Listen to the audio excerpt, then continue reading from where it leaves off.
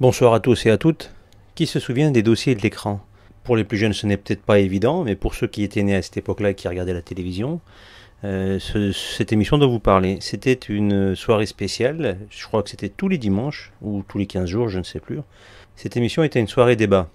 On avait en première partie un film particulier, et une fois le film terminé, on avait un débat en plateau avec des gens qui traitaient du sujet relatif au film. Donc aujourd'hui, exceptionnellement, et c'est un coup d'essai, je ne pense pas qu'il y aura une suite, mais c'était le prétexte aujourd'hui de faire une espèce d'équivalent en très peu de temps. Par contre, c'est pas une émission débat avec des invités en plateau puisqu'il n'y a que moi. Mais le sujet m'intéresse, donc je voulais en parler avant. Je vais vous mettre ensuite dans les prochaines minutes un épisode d'un feuilleton qui est pour moi très significatif de quelque chose, un sujet dont je parle régulièrement dans mes vidéos. Et donc, je ne vais pas en parler tout de suite. J'attends d'abord que vous ayez visionné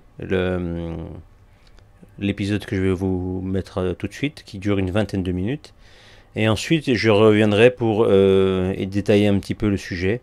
Et l'explication qui va arriver, ce ne sera pas un débat, mais ce sera donc mon point de vue en rapport avec le sujet traité dans l'épisode qui va suivre dans quelques instants. Sachant que c'est mon interprétation propre.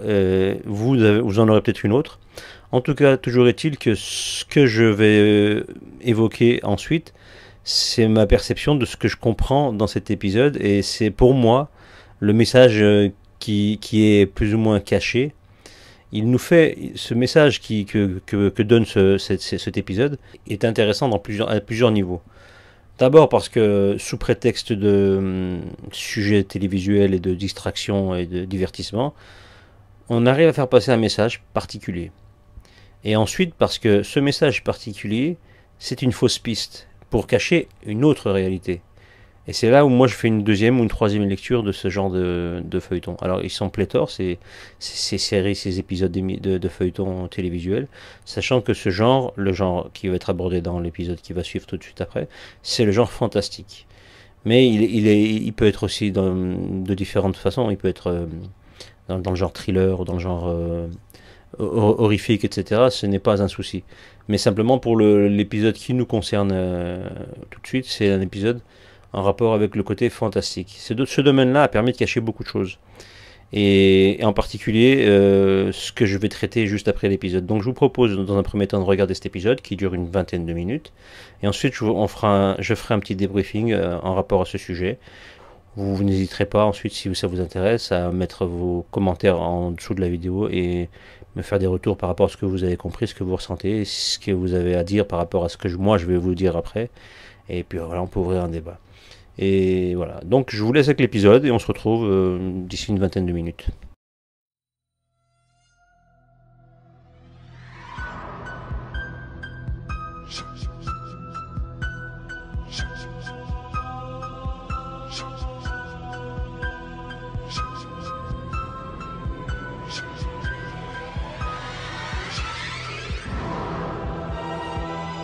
Gritos en la noche.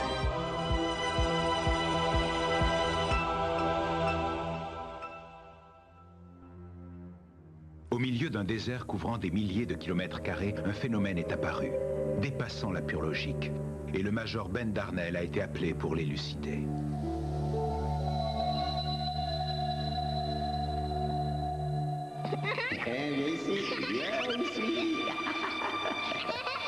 Jimmy, attends.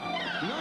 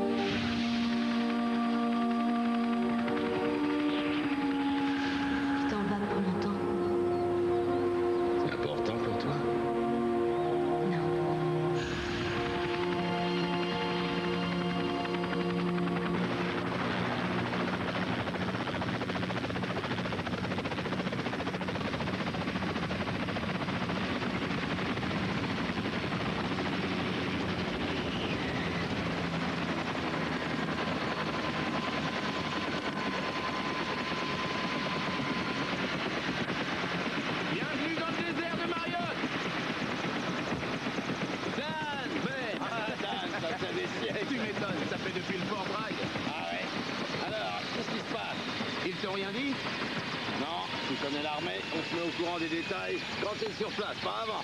On est sur un terrain militaire strictement surveillé. Des avions de combat sont venus en mission d'entraînement ici il y a 2 jours et là, ils l'ont vu. Vu quoi? Va voir là-bas.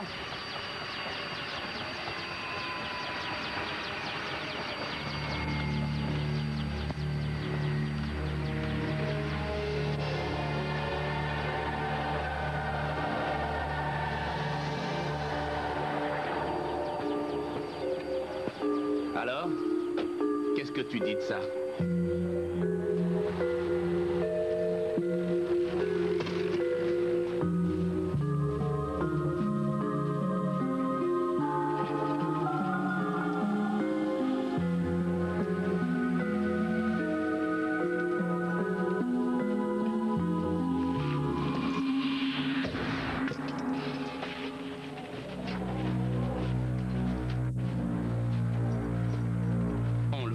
Seulement de dehors. Pas question d'entrer et on n'entend rien du tout. Est-ce qu'ils savent qu'on est là? Apparemment, non. C'est étonnant. C'est électromagnétique. Qu'est-ce que c'est que ce truc-là? À toi de nous le dire. C'est toi l'expert ici, je te signale. Il y a une sorte de barrière qui protège ce cube. Quelle que soit cette chose, il se pourrait que ce soit la découverte du siècle. Et par la grâce de Dieu ou par simple chance, c'est notre armée qui l'a trouvé. J'ai vu un seul individu. Et selon ce que vous dites, c'est une famille de 5 personnes qui est là. C'est exact. Je pars tout à l'heure pour aller informer les généraux Mason et Scott. Pendant mon absence, vous établirez de façon très précise les caractéristiques physiques de ce phénomène. Entendu.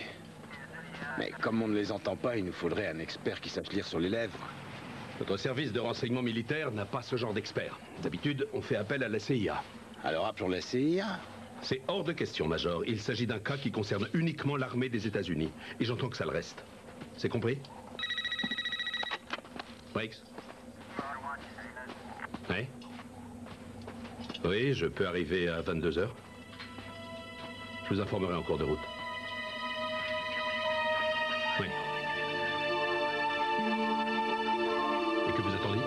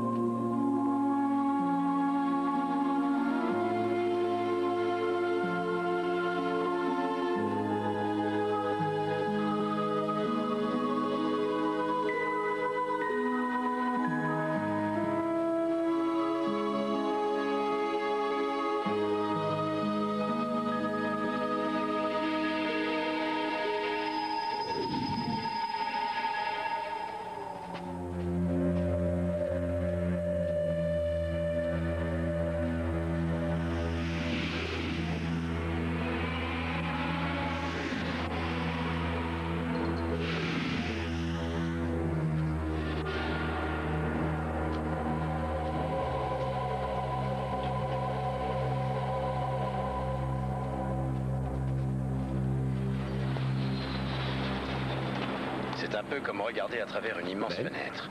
Une fenêtre à sens unique. C'est peut-être une forme de réalité existant à travers des mondes parallèles.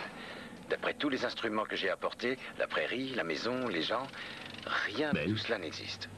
Danny? Pas ici. J'ai bien réfléchi. Quand on n'obtient aucun résultat, il faut regarder les choses sous un autre angle. On marche sur du sable bourré de magnétite. Tes enfants, ils verraient qu'un terrain de jeu immense. Oui, ils s'amuseraient comme des fous ici. Et Elise, comment va-t-elle? On se parle presque plus. Ça m'a fait de la peine. Ce jour-là, il m'a échappé, Dan. Je le tenais pourtant bien serré dans mes bras.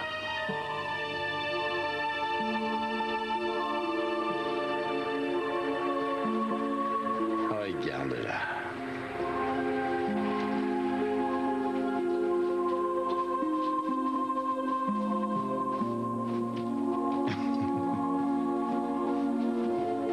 Le grand-père qui lit des histoires aux enfants. peut-être des extraits de la Bible. Quel plaisir de voir dans la vie d'aujourd'hui qu'il a existé d'aussi belles familles. Hein? C'est vrai qu'ils ont l'air heureux. On dirait une peinture vivante de Norman Rockwell. La mère ne porte pas d'alliance. Elle est sûrement veuve ou divorcée. Elle est belle, tu trouves pas?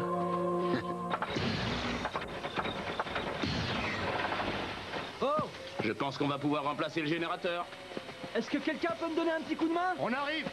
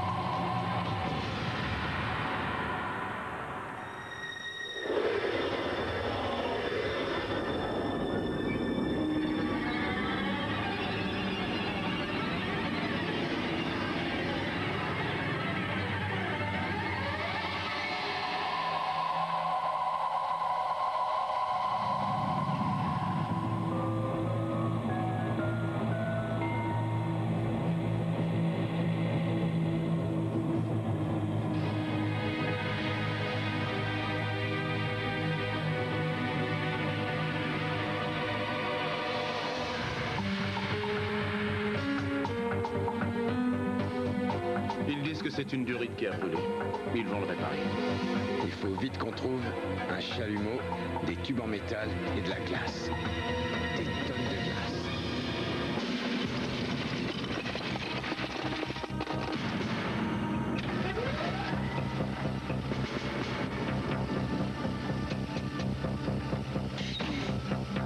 Sergent, assurez-vous que cette machine soit continuellement approvisionnée en glaçons. Le minuteur est programmé pour envoyer un glaçon toutes les 3 secondes. Oui, monsieur. Si un glaçon traverse la barrière, vous devrez noter l'heure à la seconde près et me prévenir. Pourquoi des glaçons? C'est parce qu'ils vont fondre, je ne peux pas leur faire peur. Tu crois que les glaçons passeront à travers? La barrière est tombée assez longtemps pour que la fumée puisse passer.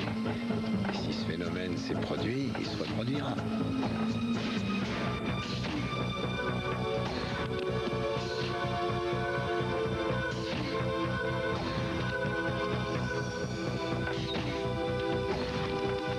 Je peux voir, bien sûr. Sergent? Bonsoir, Major. Bonsoir. Bonsoir, Major.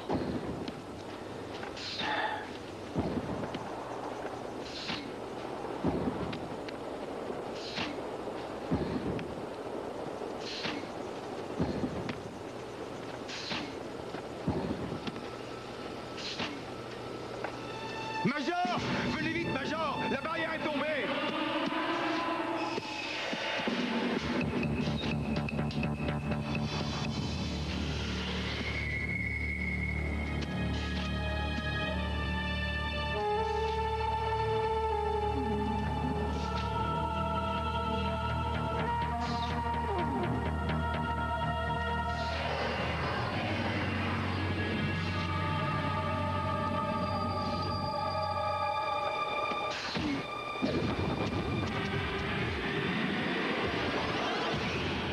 Cinquième jour. La barrière est tombée pour la 4e fois. À chaque fois pendant exactement 15 secondes. Les intervalles sont irréguliers. Mais bientôt, j'espère pouvoir déterminer quand la prochaine fois aura lieu. J'ai gardé ces informations pour moi. L'armée reste en état d'alerte, ce qui me semble complètement ridicule. Je passe la plupart de mon temps à observer ces gens. C'est une famille heureuse et unie. Le genre de famille que j'ai toujours rêvé d'avoir. J'ai déjà l'impression de bien les connaître, en particulier la femme.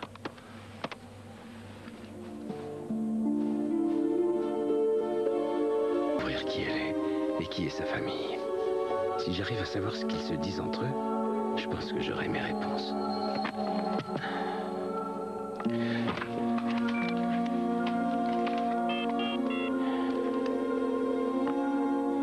Ici le major Ben Darnell. Passez-moi l'officier de liaison de la CIA.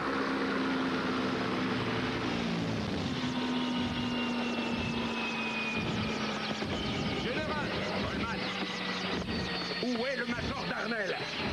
J'avais donné un ordre très clair. La CIA ne devait pas savoir. J'ai Général. annulé ce que vous demandiez. Attendez, Major Darnell, vous êtes officiellement relevé de vos fonctions. Vous allez partir d'ici. Attendez, vous faites une grave erreur. Je suis le seul à pouvoir tout Vous avez éclaircir. désobéi aux ordres et vous allez partir d'ici. Vous avez tout gâché et je vous conseille de garder cette histoire pour vous. Je ne sais même pas ce qui m'empêche de vous envoyer tout de suite aux Je lâcherai arrêts. pas cette affaire, vous me comprenez? Major, je vous conseille d'enlever vos mains. Non, écoutez, j'ai presque trouvé. Si je m'en vais, vous ne saurez jamais rien du tout. Capitaine Holman, mettez le major aux arrêts. Dan! Ça ira. Suis-moi.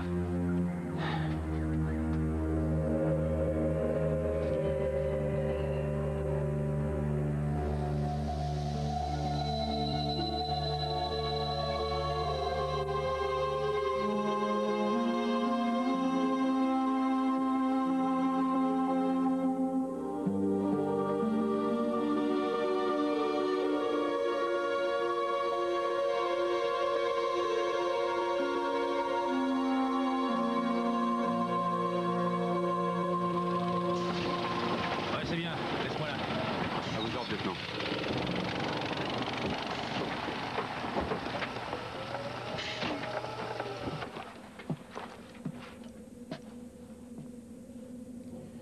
Tu risques la cour martiale. Tu le sais, ça? Briggs dit que si tu lui expliques tout ce que tu as pu apprendre, il sera plus clément avec toi. Ben, tu sais quand doit se produire la prochaine ouverture?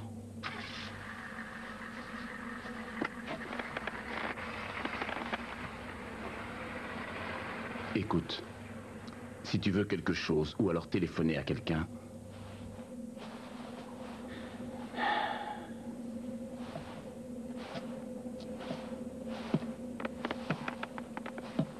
Danny. Au revoir.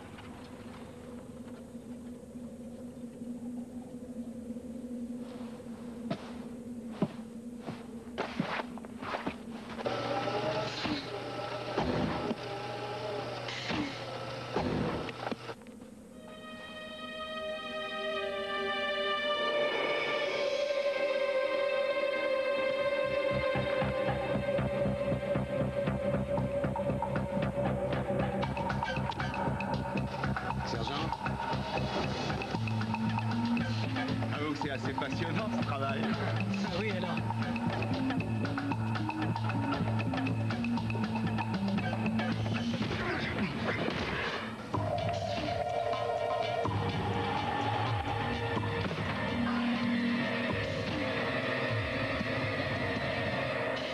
Capitaine Holman!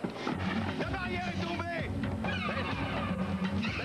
Il se dirige vers l'ouverture! Arrêtez! Arrêtez!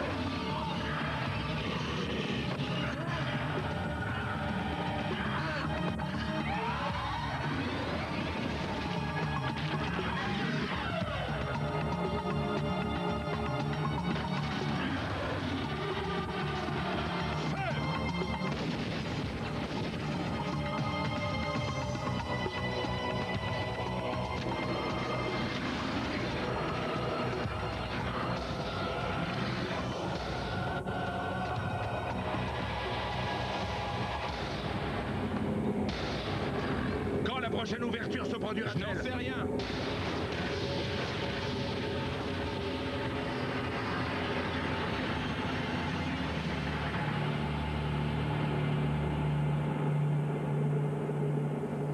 La fenêtre a disparu. Le vieil homme, c'est lui qui a fait ça. Vous n'allez pas me dire qu'il a fait tout disparaître en récitant quelques lignes de ce livre? Ces fenêtres doivent apparaître souvent dans leur monde. En voyant l'étranger, l'homme a dû comprendre qu'il était venu à travers une fenêtre, alors il l'a fermée. Moi, ça me va très bien qu'elle reste fermée.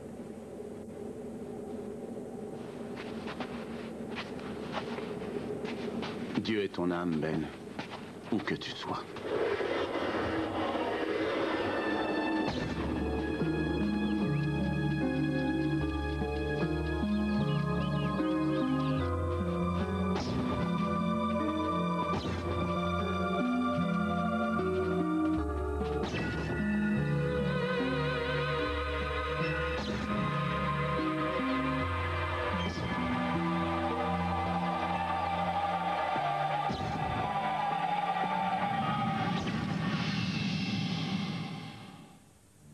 Et maintenant, la fenêtre est tournée vers nous. Et on ne sait pas encore quand, mais elle s'ouvrira forcément. Et ils viendront chez nous pour dîner.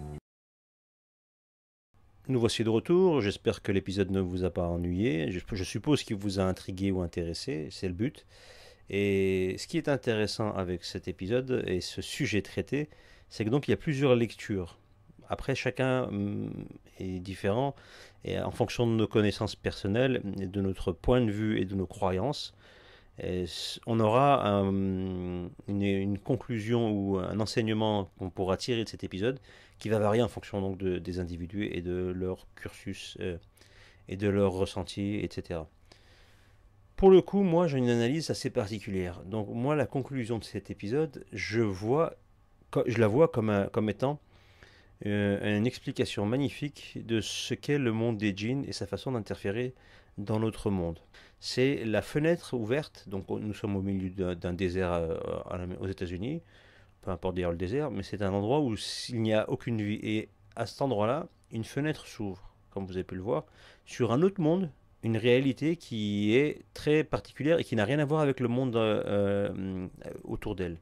C'est une réalité qui est visible uniquement à des observateurs qui sont en dehors de cette réalité. En l'occurrence, ces militaires qui observent cette fenêtre ouverte sur un monde magnifique d'ailleurs, mais qui est complètement détaché et donc qui n'est pas visible de ceux qui vivent dans ce monde particulier.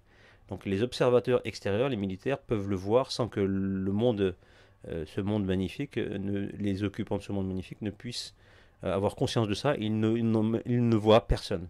Ils sont dans leur monde, ils n'ont pas conscience qu'on les observe. Voilà. Et ce qui est intéressant, c'est que les gens, les observateurs, les militaires, ils ont tout le long qu'une envie, c'est d'essayer de rentrer en contact avec ces gens. Donc, mais sauf qu'il y a une barrière qui les en empêche. Et au fur et à mesure du temps, donc on comprend à la fin de l'épisode que nos chers soldats y sont arrivés. Donc après, je passe sur le côté militaire parce que ça c'est toujours c'est romancier, hein, c'est pour donner un véhicule à la narration de l'histoire, de mettre des personnages un peu ambigus ou avec des névroses ou des carences. Le personnage principal, c'est un soldat, il a un froid avec sa femme, avec sa fille. On comprend qu'il a perdu son enfant, et on le projette là-dessus. On nous donne cette information pour justifier le fait qu'il sera obsédé par l'idée d'aller rencontrer cette femme qui ressemble plus ou moins à son épouse, avec qui il est en froid. Et avec le petit garçon, le parallèle est fait que ce petit garçon, il a perdu le sien il n'y a pas longtemps. Donc ça permet justement de justifier cette obsession de rentrer là-bas. Donc de tout quitter, le monde qui ne lui convient pas, ça permet d'y aller, alors qu'on ne connaît pas les tenants et les aboutissants de ce monde qu'ils observent. Ça, c'est juste le point narratif. Après, on peut l'habiller comme on veut. Ça, c'est pas un problème. Les scénaristes, ils ont des centaines d'idées pour adapter ça. Ça, c'est pas un problème. Mais le fond du problème, enfin, le fond de la chose, ce qui est à comprendre, et de mon point de vue, hein, est important, c'est cette rencontre des deux mondes. Parce que dans la réalité, là, on est dans le monde fictif, mais dans la réalité, ça emboîte parfaitement, ça rentre parfaitement c'est raccord avec ce qu'on voit dans la fiction. En d'autres termes, cette ouverture de fenêtre, elle a lieu dans la réalité, avec des personnes qui sont absolument pas au courant qu'on puisse avoir accès à leur monde sans qu'ils observent ceux qui les observent. Je ne sais pas si je suis clair, mais dans notre monde, à nous, celui qui nous concerne, le monde humain, nous sommes nous-mêmes observés par des entités qui vivent dans un autre monde. Ces entités ont conscience de notre existence, elles nous voient, alors que nous-mêmes, nous ne pouvons pas les voir. Parfois, il y a des passages où ils peuvent rentrer dans notre monde, mais c'est furtif, c'est pas évident, et c'est souvent avec de fausses apparences. Vous avez bien compris que je parle du monde des djinns. Nous, on peut faire le parallèle avec l'épisode de cette série où nous, les humains, sommes ce monde de personnes. Alors ça fait penser un peu à des comment on appelle ça, les Quakers ou les WASP américains qui vivent dans la campagne à l'époque donc du 19e siècle, 18e siècle, assez, où tout sent bon, le bonheur, etc., la campagne, la vie paisible. Donc ça, ce serait notre monde à nous, les humains, et on serait observé par les soldats qui, eux, se demandent qui nous sommes, mais ils nous observent, ils ont conscience de nous. Donc nous c'est notre rapport. Le parallèle, il est là. Ensuite, ce qui est intéressant, c'est la conclusion. Une fois qu'on a réussi à franchir cette barrière, le soldat, rentre dans notre monde, dans le monde des civils heureux, on va dire.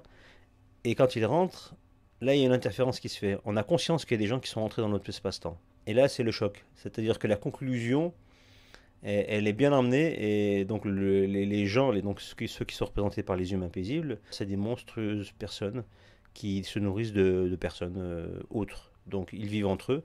Et leur monde s'est apparemment affiché de manière impromptue aux yeux des soldats. Sauf que quand on observe donc le soldat qui se fait dévorer, quand une fois qu'il est rentré, il se fait manger, ce que vous voyez à la fin, c'est que il y a une espèce de chef de cette famille qui arrive avec un grimoire et qui fait des espèces de gestes. Et il balance une formule qu'on n'entend pas. Et à ce moment-là, son monde à lui, avec toute sa population, sa famille, il disparaît aux yeux des autres. Il devient invisible. Et les soldats dans le désert se retrouvent avec le désert tel qu'il a toujours été. Et la fenêtre s'est fermée. La fenêtre de l'espace-temps, avec ce monde magnifique, c'est fermé définitivement. Les soldats se retrouvent tout seuls et ils l'expliquent très très bien. On comprend à ce moment-là qu'on a affaire à des portes qui permettent des passages dans l'espace et le temps de différentes dimensions, avec des réalités propres. Simplement, la connexion a été faite par quelqu'un qui a ouvert cette connexion et qui a ensuite pu la fermer. C'est ce qu'on comprend dans cet épisode-là. Alors, et ensuite, on comprend, il y a le deuxième effet qui se coule, la deuxième fin, qui offre ce point de vue très intéressant et qui valide complètement la théorie, selon moi, de cette porte des mondes, de cette porte des étoiles. C'est ce que j'appelle moi la porte des étoiles, l'ouverture des portes avec le monde des djinns. Et là, on voit donc une fois que les soldats sont partis, et les soldats n'ont plus conscience, donc ne voient plus ce monde-là. Du côté des gentils, donc cannibales désormais, ils ont la possibilité, toujours avec le grimoire de ce chef de village, de réouvrir une porte, mais cette fois-ci, cette porte, elle s'ouvre sur le monde des soldats, à leur insu, et donc les gentils cannibales peuvent observer, avec leur point de vue, sans être observés, et ils voient le monde des humains, de leur point de vue. Et on voit que le sorcier, donc, il a une espèce de petit appareil avec une écriture, avec des symboles. Je n'arrive pas à les définir clairement, mais je pense que ça ressemble beaucoup à des symboles kabbalistiques. C'est ce qu'on appelle des talismans, hein, pour faire très simple. Et là, on a quelque chose de très cohérent avec le monde des djinns qui nous observe, qui interfère et qui nous veut du mal. Sauf que là, ils ont inversé les rôles. Les humains observent un monde de personnes méchantes. Alors que si on prend la réalité dans le monde dans lequel nous sommes, c'est plutôt les djinns qui ont la possibilité de nous observer, et eux font partie, pour une partie d'eux, c'est-à-dire les démons, font partie de ce monde démoniaque, donc qui nous veut du mal. Et eux peuvent interférer dans le nôtre, ce qui n'est pas le cas de nous qui ne pouvons pas faire le voyage inverse, sauf si on cohabite avec eux, si on fait des accords et on pactise avec eux. En tout cas, certaines personnes nous ont rapporté que, moi j'ai entendu, c'est des récits, il n'y a aucune preuve, hein. C'est des paroles contre paroles, et qui nous ont rapporté que certaines personnes ont pu faire des petites escapades, alors, soit en rêve, soit sous hallucination dans le monde des djinns. Ça arrivait. En tout cas, j'ai eu quelques échos là-dessus, mais rien n'est vérifiable. Et à partir de là, donc, quand on voit ça, on comprend que le message, il est clair, pour ceux qui savent lire entre les lignes, et ils s'en cachent pas, en fait. Et ce qui est très intéressant là-dedans, c'est qu'on arrive donc à faire passer quelque chose. Là, si je vous avais expliqué ça, si j'avais expliqué ça, les portes des mondes avec les djinns et les humains, à d'autres personnes qui n'ont ni connaissance de cette série ni de rien d'autre et qui ne sont pas spécialement versés dans cette croyance ou dans la religion qui évoquerait ça, bah, ils seraient en train de me dire mais de quoi tu parles, cher ami, ça fait penser aux séries fantastiques, au monde de l'imaginaire, tu nous inventes quelque chose, mais tu es juste un copieur d'une lecture que tu as faite. Donc c'est du romancé, c'est de l'invention, tu es un mytho. Voilà. En gros, c'est le discours qu'on me servirait. Sauf que si vous connaissez un peu le principe que je viens d'énoncer par rapport au monde parallèle, etc., on comprend là, à ce moment-là, que la réalité a été mise dans le domaine de la fiction pour la faire disparaître et la rendre moins crédible. Donc on l'a transformée, on l'a travestie. On prend les réalités, on les fait passer dans le monde fictif, ce qui est très fort et ce qui se fait depuis toujours en réalité. Dans les contes et légendes, on a toujours pris des faits réels et on les a mystifiés. Voilà. Et le mystique, on l'a passé comme réalité. C'est pas compliqué, je vais revenir encore au même exemple. Ce qu'on a fait passer du mystique au réel, c'est la théorie de l'évolution, les dinosaures, ce genre de choses. Toutes ces croyances-là, on les a emmenées du mystique, vraiment, à la réalité. Et c'est devenu, même si ça reste toujours, entre guillemets, une théorie dans la bouche des gens, cette théorie est devenue une réalité. Elle se fonde sur des croyances non tangibles, des on dit, des je pense que, mais c'est devenu des réalités dures comme le fer et valables malgré tout, quoi qu'on en dise. Et c'est notre monde à nous qui est comme ça. Mais la réalité des choses, quand elle passe le matériel, quand elle est au-dessus du matériel, quand elle est spirituelle, ben elle passera pas. On vous dira même, ça apparaît déjà dans un certain nombre d'ouvrages et de mythologies, et donc vous êtes partisan d'une mythologie. Et c'est fini, vous n'avez plus de considération, c'est difficile ensuite d'expliquer cela quand on leur dit que c'est la réalité. L'épisode qu'on vient de voir fait partie de la série anthologique fantastique qui s'appelle Les Nuits de l'étrange. En anglais, ça donne Night Vision. C'est une série qui n'a pas été renouvelée, elle a fait qu'une seule saison. Il y a eu 26 épisodes. Celui-ci, c'est le 5e ou le 6e. À mes yeux, c'est le meilleur épisode de cette série. Les autres sont plus ou moins à des niveaux moindres, voire même très médiocres. Mais après, ils sont disponibles quasiment en intégralité sur YouTube. Simplement, sachez juste que voilà, vous allez avoir des épisodes de différents niveaux. Si vous voulez les regarder, regardez-les. Des souvenirs que j'ai, je les ai pas tous vus en intégralité, mais les sujets traités, pour certains, je les connaissais via d'autres séries fantastiques ou un peu dans le même domaine. Et le début n'était tellement pas, c'était tellement mal emmené que je suis pas allé au-delà de l'introduction de ce que j'ai compris au départ. Parfois c'était bancal dès le début, vous le voyez tout de suite. Et cette série en général, elle est très déséquilibrée. Et ça limite un petit peu l'intérêt. Sachant que cette série a été écrite et produite par un certain Dan Angel. Alors est-ce que ça parle à quelqu'un, à quelques personnes? Sûrement. Dan Angel, pour ceux qui ne le connaissent pas, c'est le producteur et le scénariste de certains épisodes de la série X-Files. X-Files, la série aux frontières du réel, la série qui nous parlait de théorie du complot dans les années 90, 2000. Je ne sais plus combien de saisons, 8, 9 saisons, plus des différents épisodes, différents téléfilms et films. Où on parlait donc d'extraterrestres, d'agents de complot, donc du gouvernement, de maladies diffusées par différents complotistes. On parlait de tout et n'importe quoi. Toutes les théories possibles et toutes les légendes connues ont été traitées, les grandes légendes évidemment, et les grands complots ont été traités dans cette série. Donc en particulier, ils avaient une spécificité vraiment, c'était le gros de la série, c'était le traitement de l'existence des extraterrestres. Donc cette fumisterie a été traitée dans cette série comme quelque chose de tangible et on en a vraiment parlé beaucoup. Et ça, c'est un de leurs points forts. Et c'est des propagandistes, hein, les producteurs, il y a lui, Dan Angel, et il y a notre cher ami Gilligan, je vais pas dire de Vince Gilligan, je m'étais trompé l'année dernière sur la vidéo que j'avais faite où je traitais déjà de X-Files et je m'étais trompé de personnage. Son nom c'était Vince Gilligan, c'est lui-même, ce Vince Gilligan et ce Dan Angel ont créé X-Files et ont écrit les épisodes pour la plupart d'entre eux. Et donc Dan Angel est un adepte des théories du complot, du fait extraterrestre et de cette croyance et cette fumisterie géniale qui est donc les entités, que sont les entités extraterrestres donc venues d'une autre galaxie, alors qu'en réalité, pour ceux qui sont un peu versés dans la croyance, savent que les extraterrestres, si ce n'est des démons et des djinns, ne sont rien d'autre que ces entités-là. Elles ne viennent pas d'une autre galaxie, mais elles sont bien terrestres. Et ces deux personnages donc nous ont produit des séries. Il n'y a pas que celle-ci, hein, il en a fait d'autres un peu horrifiques, etc. Sincèrement, je suis pas allé les voir pour certaines, mais d'autres que je connaissais, mais il n'y a pas grand intérêt. Mais voilà, par exemple, et probablement qu'il traite encore de ça dans ses autres productions, mais pour le coup, ici, cet épisode-là, il est pour moi très intéressant dans sa construction et dans le message qu'il renvoie. Donc son message qui est doublement caché, mais si on comprend, si on arrive à prendre le négatif de la photo et à le développer correctement, on en fait un positif, et le positif au final, eh ben, c'est sa façon d'expliquer le monde des jeans, la façon de le faire apparaître, de le faire disparaître.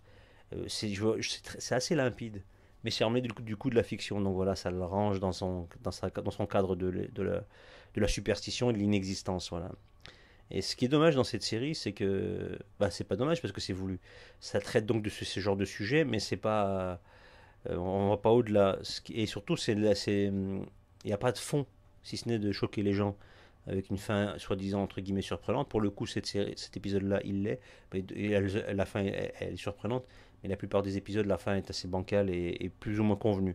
Et surtout, ça renvoie, surtout, du moins, on comprend que moi, à mes yeux, cette série-là, c'est juste une espèce de copier-coller de ces grandes sœurs qui ont vraiment, elles, avaient de l'imagination et avaient un message profond. En particulier, pour moi, la meilleure série qui ait jamais existé.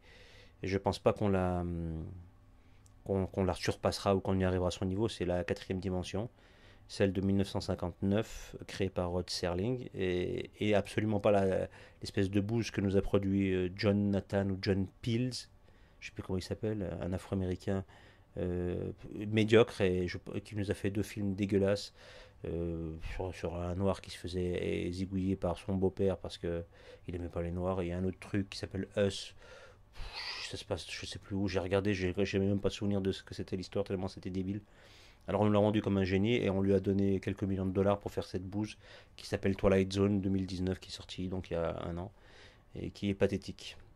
Mais la série de 1959, en noir et blanc, évidemment, avec un autre rythme, avec des épisodes qui traitaient à leur époque de sujets primordiaux, comme la guerre, les guerres mondiales, comme la conquête spatiale, comme l'invasion des extraterrestres également, comme la vie, comme la mort, la réussite sociale, la malchance, la rencontre d'autres mondes, etc. À tous les niveaux, hein. Et c'était très éclectique et très poussé dans la réflexion, et il y avait toujours un message. Et cette série-là, pour moi, c'est l'aboutissement de ce qui se faisait. Alors, il faut savoir qu'il y avait différents auteurs qui ont travaillé sur cette série. Rod Serling était l'auteur sur 156 épisodes. Alors, tout ce que je vais dire, je le dis toujours de tête, hein, comme souvent, comme 99% de ce que je dis. Je ne vérifie pas mes infos sur le coup, je dis ça de tête. Donc, je peux me tromper, évidemment, vous avez dû le remarquer, certaines choses, dans certaines choses, mais ça fait partie du plaisir de faire des vidéos sans support. Donc la série fait 156 épisodes. Sur les 156, il en a écrit à peu près 90, Rod Serling, et les autres, donc une cinquantaine, soixantaine plus ou moins, ont été écrits par différents auteurs assez à la mode à l'époque, dans le fantastique, dans l'horreur, dont en particulier Ray Bradbury et Matheson, j'ai oublié son prénom, et certains autres encore auteurs dont j'ai oublié les noms. Mais Ray Bradbury et Matheson sont ceux qui ont écrit aussi un certain nombre, donc en plus de Rod Serling. Et cette série, pour moi, elle était vraiment vraiment large, et elle poussait les choses jusqu'au bout pour certains sujets. Après, il y a des autres épisodes qui n'étaient pas forcément au niveau. Mais pour son époque, 1959, 1964, 5 saisons avec des épisodes diffusés toutes les semaines, et c'était remarquable, surtout avec les moyens de l'époque. Et avec les connaissances du monde dans lequel ils étaient à l'époque, c'est assez impressionnant. Maintenant, on a des moyens techniques pour faire des séries formidables, mais on a une pauvreté intellectuelle qui est risible, et une pauvreté de l'imagination voulue et très restreinte par ceux qui financent, tout simplement, et qui fait qu'on a des bouses insipides. Si vous voulez faire travailler votre imaginaire, évidemment, il y a les livres. Évidemment, il y a la réflexion, la méditation à tous les niveaux, hein. Quand je parle de méditation, je ne parle pas de méditation façon yogi, avec se retirer dans la cambrousse et fumer des joints pendant 15 jours et manger des feuilles de salade, c'est pas du tout le sujet. La réflexion, simplement, vous vous posez dans un coin, vous pensez, vous faites travailler votre esprit, et vous faites une réflexion saine et sans avoir un artifice qui vous égare ou qui vous distrait. de la réflexion pure. Ça, la méditation, c'est la plus basique qu'il y a à faire. C'est ce qui fait travailler l'imaginaire et qui vous fait remettre les idées en place et vous fait analyser de manière concise les choses en réflexion, en passant du temps en silence. Et notre monde, il ne permet plus ça, et on ne permet plus ça en diffusant avec une vitesse un peu incroyable tout ce qui passe à la télévision ou dans la radio. Il y a un flux de rythme, vous l'avez vu dans toutes les séries, dans toutes les musiques, dans tout ce que vous pouvez voir qui va vous distraire, vous instruire, vous divertir. C'est toujours avec un rythme effréné, avec une musique assourdissante, avec des textes incompréhensibles et répétitifs, mais toujours dans la précipitation. Vous n'avez pas le temps d'amalgamer l'information, de la comprendre, de la digérer, qu'on est déjà passé à autre chose. Vous êtes toujours, on est épuisé de la réflexion et on fait plus de réflexion au final, que ce soit n'importe quel film ou série. Regardez, le rythme c'est cut, très très cuté, ça va très très vite, les plans sont rapides, saccadés. On n'a plus le temps de se poser. Vous regardez ensuite, à contrario, la série La quatrième dimension de 1959. Vous allez voir le rythme, les gens. C'était un autre monde. Vous allez découvrir un monde qui n'existe plus. Mais je vous conseille fortement de la regarder et de ne pas vous choquer des décors carton-pâte ou des choses comme ça. Mais ça a un cachet magnifique et le noir et blanc est sublime tout ça. Si vous rentrez dans l'histoire avec ça, vous allez voir que votre perception du monde va évoluer. Et vous allez vous dire finalement, voilà, il y a une réflexion à faire, mais il faut peut-être pas la faire dans le sens qu'on nous impose avec un rythme effréné, sans recul.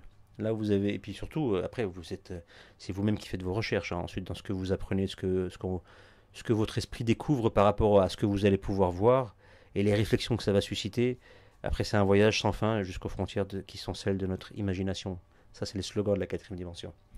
Donc, pour finir et conclure là-dessus, nous avons un monde, celui de l'imaginaire, celui du divertissement, celui de la narration. C'est les humains, c'est toujours raconter des histoires, hein, toujours, en tout temps. Avant, c'était verbal autour du feu, les familles, etc., les gens qui se réunissaient. Maintenant, on a, depuis la télévision, la radio, les journaux, les livres, c'est devenu par presse, donc par médias interposés. Mais on a toujours aimé les fictions, on a toujours aimé se raconter des histoires partout. Les conteurs, c'est les plus grands transmetteurs d'histoires, de folklore, etc. Et maintenant, on a quelque chose de différent. Mais on a quelque chose aussi de malsain, puisque ces conteurs, quand ces compteurs modernes à l'ère du numérique nous mentent en nous cachant une vérité et en nous faisant avaler de force et de manière très habile et avec toutes les meilleures technologies possibles et imaginables à l'heure actuelle, nous font passer le faux pour le vrai et inversement. Et ça, c'est juste formidable.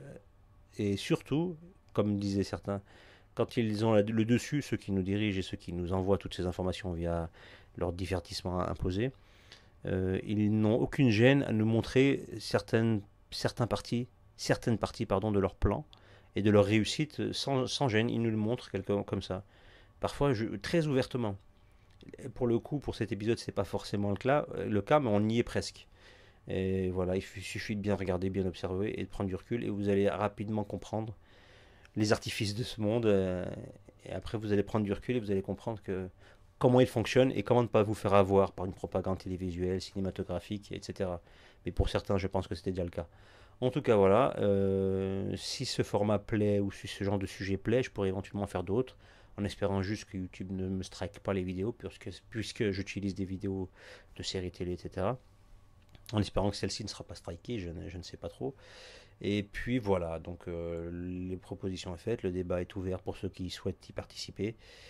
Et donc je vous souhaite une bonne fin de journée, une bonne nuit, peu importe à quelle heure vous regardez cette émission.